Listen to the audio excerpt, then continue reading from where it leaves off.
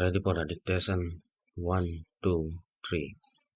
I am thankful to you for having given me this opportunity, long last, to say a few words on the budget. Already much has been said, and I think the finance minister has come in for his share of congratulations as well as criticisms. So there is not very much to say, but I should like to say a few words. The increased development expenditure and the absence of any new taxation has earned for the budget a good response even from the businessmen. I especially welcome the relief given to the middle classes by raising the exemption limit of income tax in respect of personal income. No doubt this is some relief to the middle classes, but I would request the finance minister, if he could, to raise this exemption limit from rupees 4,000 to rupees 6,000, as that would give substantial relief to the middle classes. I am indeed glad that the Taxation Enquiry Commission has been appointed with Dr. John Mathai as the chairman, and I am sure that many of the vexed problems may be solved through this commission. At the same time, I would request the finance minister to put up the state duty bill for the present, since this enquiry commission has been appointed and they may go into this question, for I feel that it is not an opportune moment to put on more taxes on the people. Already, as Mr. Getgill has pointed out, there are so many taxes on the people. The people are overburdened by taxes and they are just trying to recover their stability. So, in regard to state duty, I would ask him to consider about it. My reason for asking it to be postponed is, as I have said, that the people are still facing economic distress, and then our government is not able to offer the amenities which other countries have, where the state duty exists, such as free compulsory education for children, free medical aid, homes for the poor and the destitute, old age pension, etc. So, my humble suggestion is that this point may be considered by the Taxation Enquiry Commission. I agree that there is a brighter side of the picture, and that instead of continually harping on our poverty, we should also see the bright side.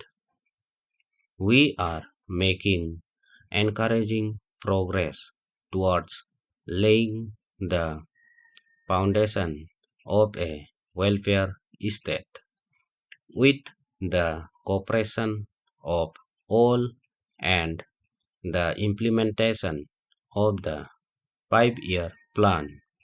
I am sure, sir, that we should be able to lay the foundations and fulfill the dreams of India. It is indeed encouraging to know from the finance minister that there is a tendency of lowering food prices all over the world, and in that case the prices in our country too would be lowered.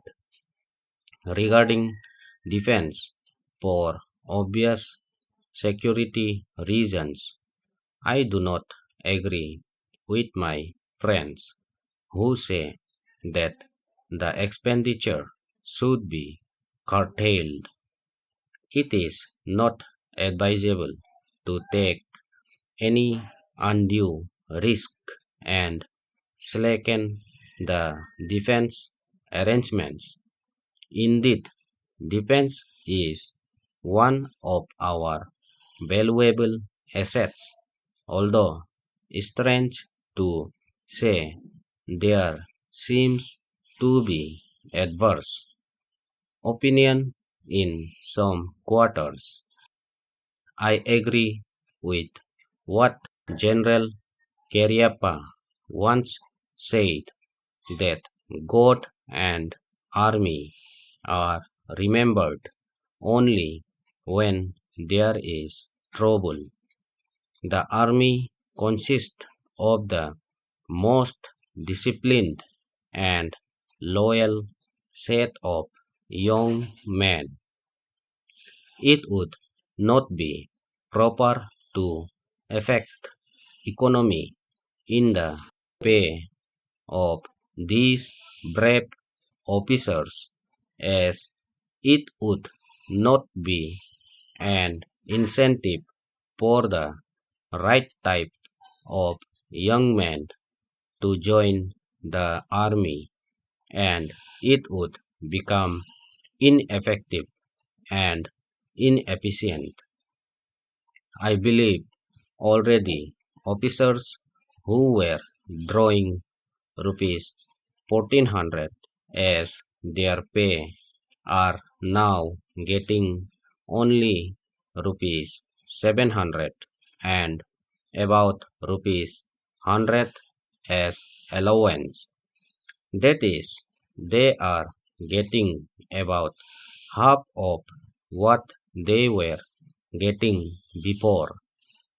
It is very hard for those officers on field duty to establish separate establishments for their families and for their children, and I would especially appeal to the finance minister to see that the family allowances may be restored to those officers who are on field duty. Economy in army could be affected in other ways. There is scope for more efficient operation of defense industries, which process seems slow, and by purchase policy of utilizing goods and stores indigenously manufactured. Preference should be given to country made war materials such as could be produced here and they would be cheaper than foreign made goods.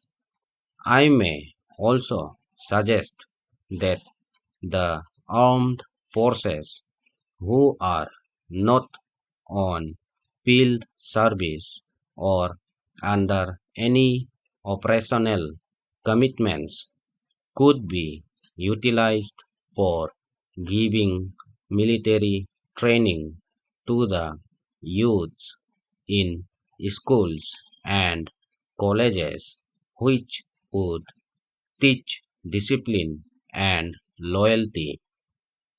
The university authorities should make military training as part of their compulsory education, just as they have adopted social, domestic, and political sciences.